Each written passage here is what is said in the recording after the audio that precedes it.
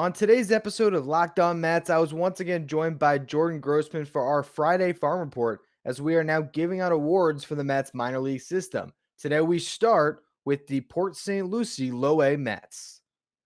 You are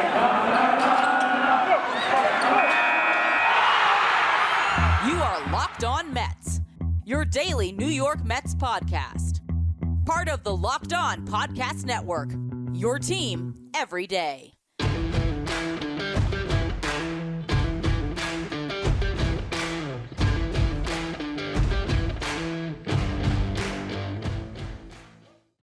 So we are back with another Friday Farm Report, and we are now starting a series for the next couple of weeks here. We're going to do the Locked On Mets awards for each team.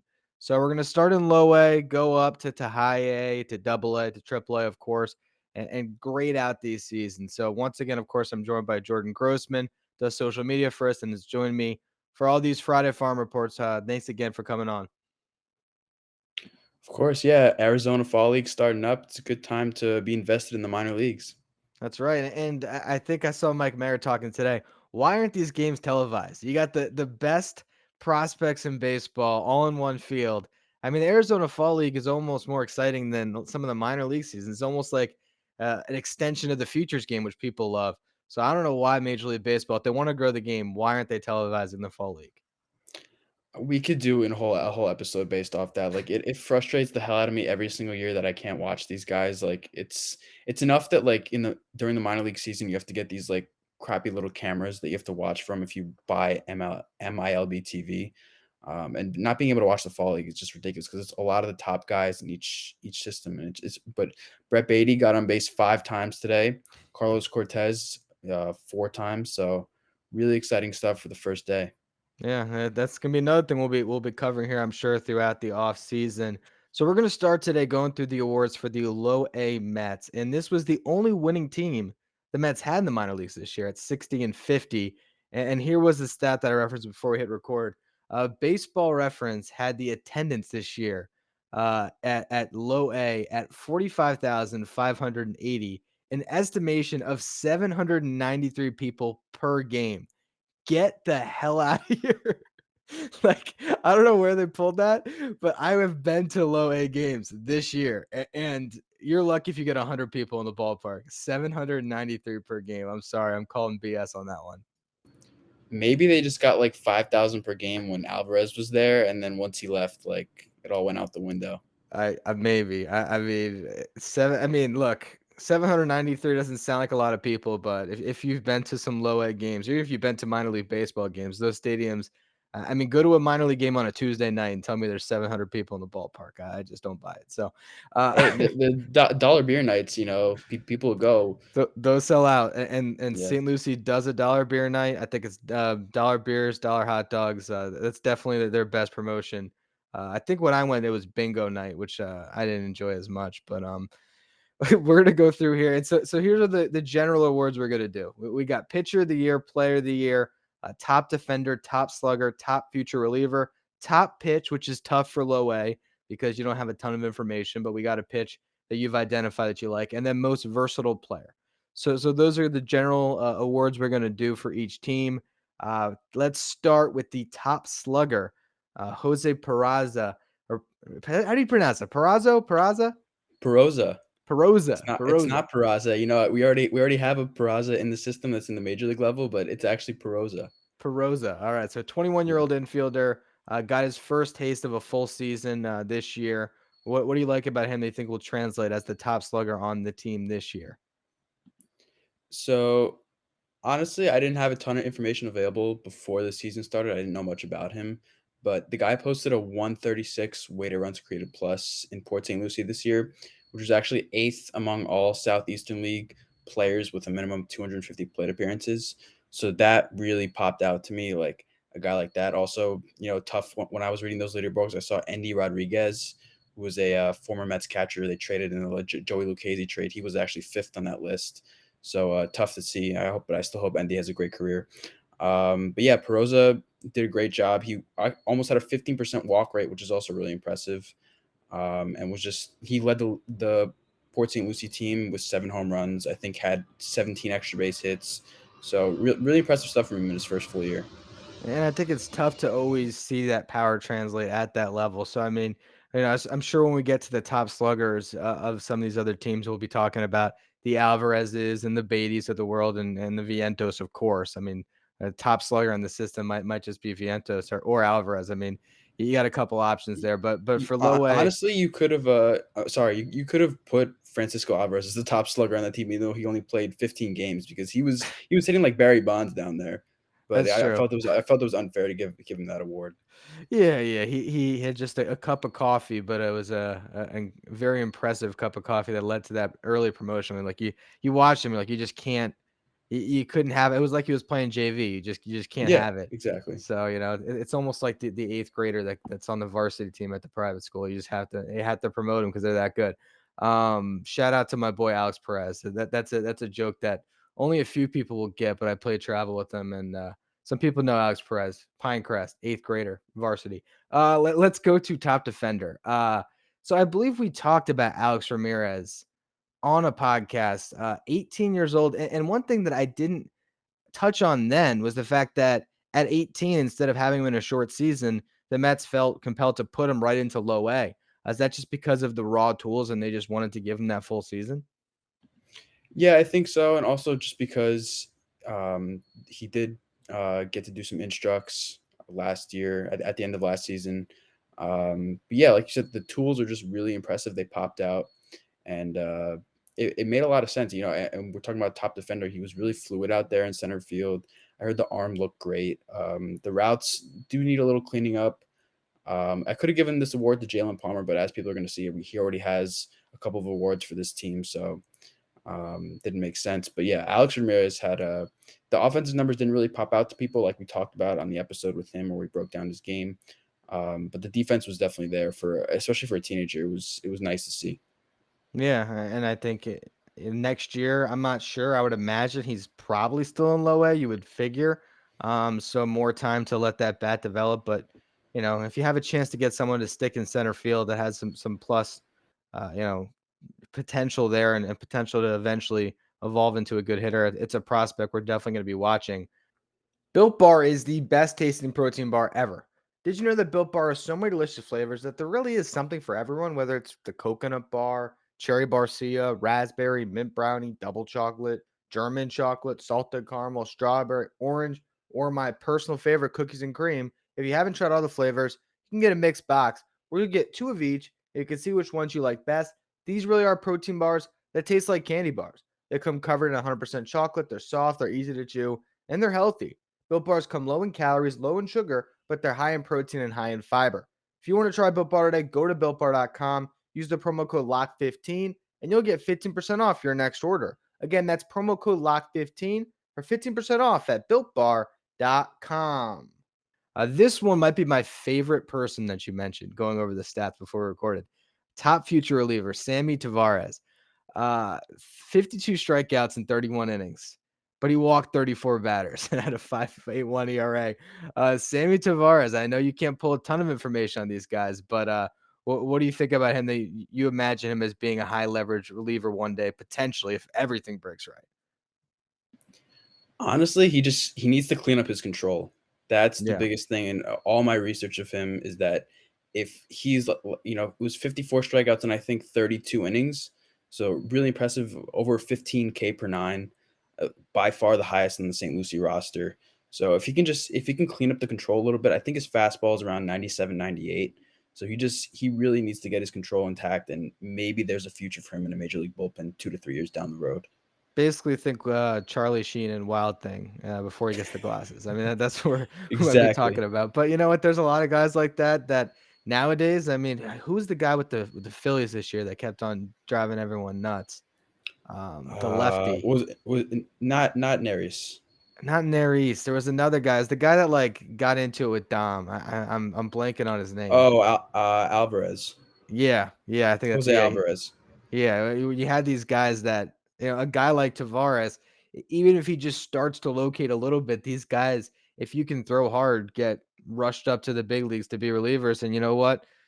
In spots, a guy like that will get strikeouts and get you out of a jam. In other spots, he'll hit three batters and, cause a brawl in the field. So we'll see if Sammy Tavares can learn how to throw strikes. Since you mentioned strikeout per nine, just because I don't know if I'll ever remember to reference this on a podcast, do you know the strikeout per nine this year when Jacob deGrom was pitching to Tomas Nido? Actually, not the strikeout per nine, the strikeout to walk rate when Jacob deGrom was pitching to Tomas Nido.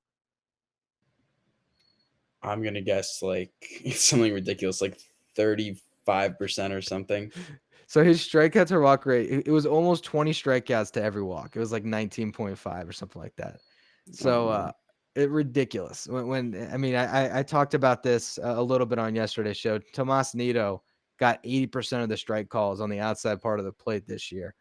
So when you have Jacob deGrom dotting 102 with those sliders on the outside part of the plate and Nido stealing strikes, it's unbeatable. I mean, that's it's ridiculous. But getting back to these awards here, we got Junior Santos as our top pitch for this team. He led the St. Lucie Mets in innings pitched. Should mention 96. 20 years old, was, I guess kind of the pseudo ace, or at least the one starter that was around all year in low A. What do you like about his fastball that we're calling it the top pitch for this team this year? So the fastball, the velocity isn't really what pops out. It's the movement on the pitch. His fastball's only 94 to 96, but it's got a lot of good late life on it. It'll elevate, and he can get guys to chase up in the zone. So that's what really stood out to me. Like you mentioned before, a lot of the data just isn't available to us. It's all proprietary data, and there's probably some reliever in that bullpen that's throwing like a 98-mile-per-hour slider that I just have no idea about that he can, but he doesn't. Maybe Sammy Tavares, maybe he has that pitch. I don't know, but it's difficult to find. But with Junior Santos, I think, yeah, he definitely has the single best pitch in their rotation, in their staff, with that fastball. And I think we saw this year. I mean, a good fastball for Tyler McGill, that went a long way. So, I mean, you're talking about some of these guys wanted to stay as starters. And I think one of the biggest thing to be able to stay as a starter is to have that control of the fastball, to be able to dot it anywhere. And then, from there you have to supplement it. But I think that's certainly an interesting case. You think Junior Santos is once again in low A next year? You think he might start the year up in high A? I think a lot of it's going to depend on how he looks in spring, because he didn't really have a great year. I mean, he had good stretches in St. Lucie. If someone put a gun to my head, I'd probably say he starts in Brooklyn, just because he's been in rookie ball and in A ball for a while now, and I think he's already 20 years old, if I'm not mistaken. So they want to challenge him a little bit and see, it's sink or swim time basically. So I'd guess probably high A. And once he's there, you got to see what these guys start to do. Another pitcher that we should mention as we get to pitcher of the year, very similar to Francisco Alvarez, is JT Ginn. Only made 8 starts, so I understand not having him as the pitcher of the year, but he was great in low A. That's why he got the promotion. Very good in high A as well. So JT Ginn, who knows? Maybe as we get into an overall awards for the farm system, maybe Ginn will find himself in there at some point. But for our pitcher of the year, you got Oscar Rojas, 22 years old, had a pretty solid year. What do you like about Rojas and what he did for the low A Mets this year? Yeah, so he, along with Santos, was probably like the mainstays in the rotation. He was signed as a free agent out of Mexico in 2017, signed a minor league deal. This year was his first season back since 2019 when he had Tommy John surgery.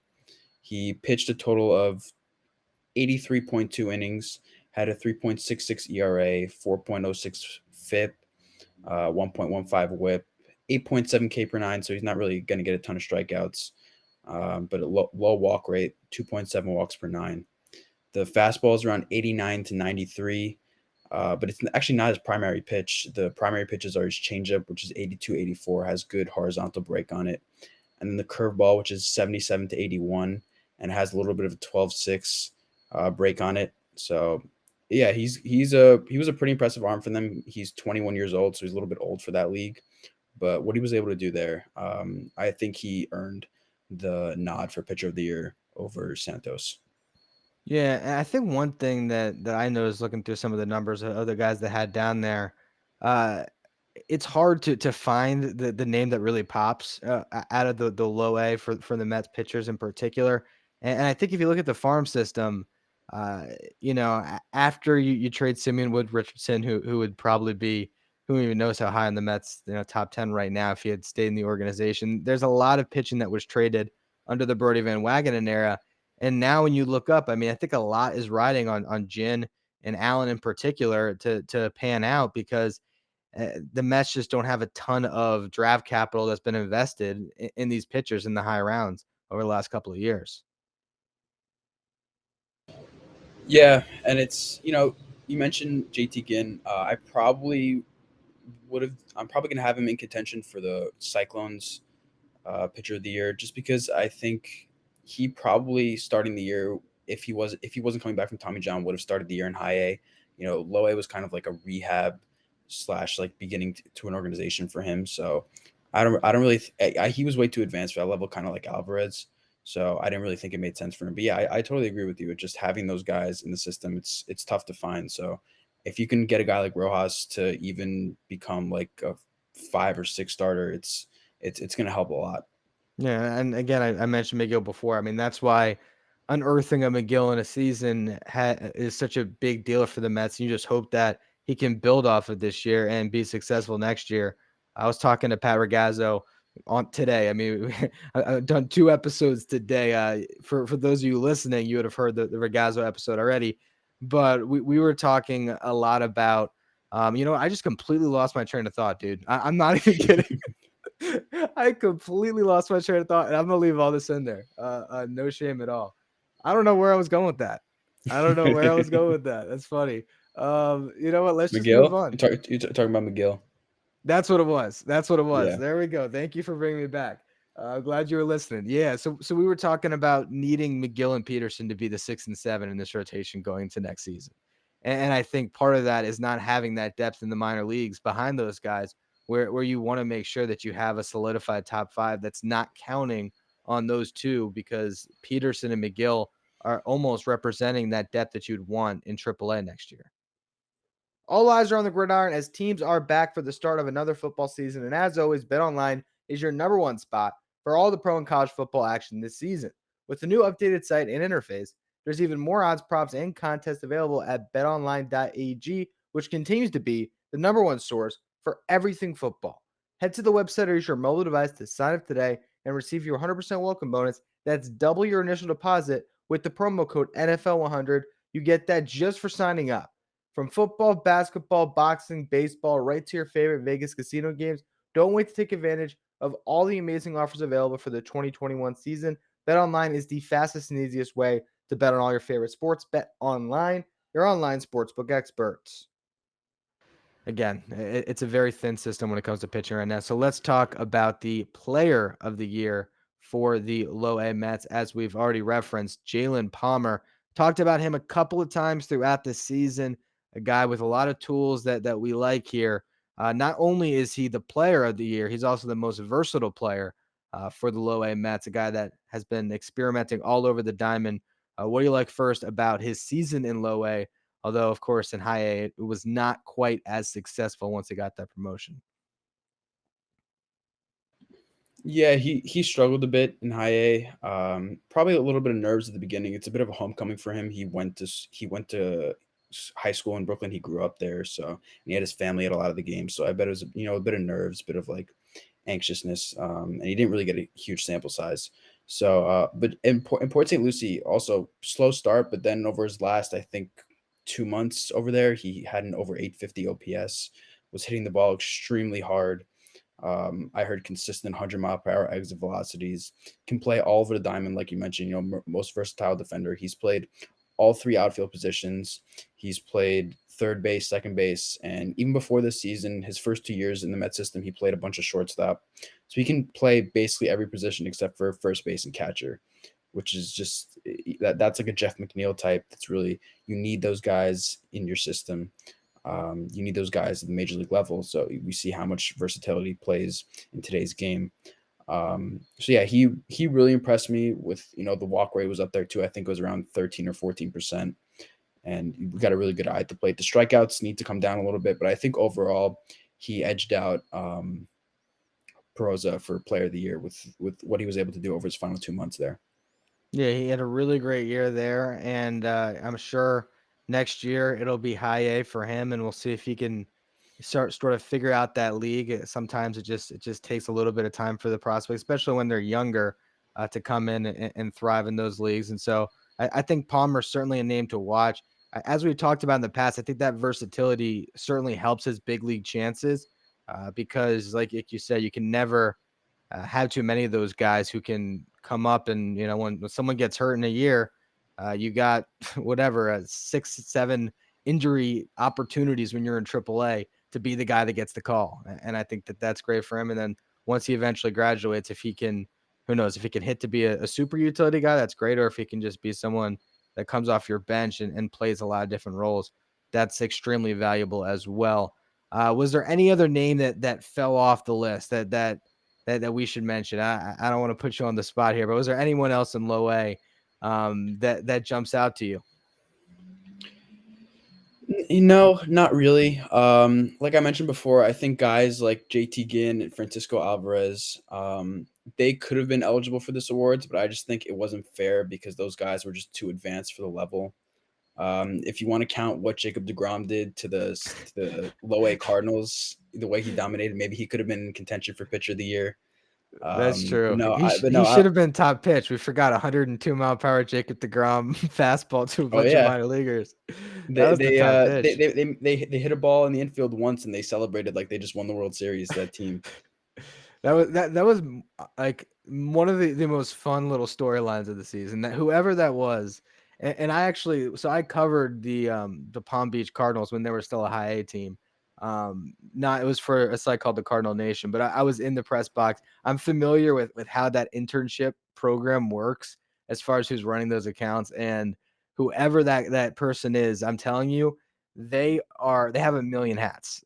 They are not only the social person, they're running stuff during the game. They're part of the in-game promotions, and whoever that person is, they have a bright future covering sports, because that social media account was fantastic when DeGrom was there. So Yeah, that person should be running a major league account soon. I really hope someone scoops them up because it was throughout the year too. People kept reminding them, "Hey, Degrom got injured. He might be making a start soon." When he was going through all that rehab, and they were like, "Please, please, don't bring him on us again." while secretly probably wishing that they did, because of the content Yeah, that it because provided for them. All right. Well, next week we will be going through High A Brooklyn, which is certainly a team that has a lot of stars to talk about. So that should be a lot of fun. Why don't you tell everyone again where they can find your work, Jordan?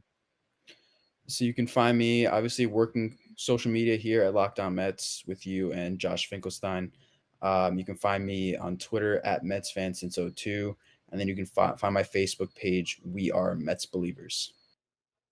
That's going to be all for today's edition of Locked On Mets. As always, thank you for listening. Make sure you follow, rate, and review wherever you get your podcast. Make sure you follow me on Twitter at Finkelstein Ryan. Follow the show at Locked On Mets. Thank you for making Locked On Mets your first listen every day. Now, for your second listen, check out Locked On MLB with Paul Francis Sullivan. Please call him Sully. He's got you covered for everything going on with the major leagues this postseason. Check him out wherever you get podcasts.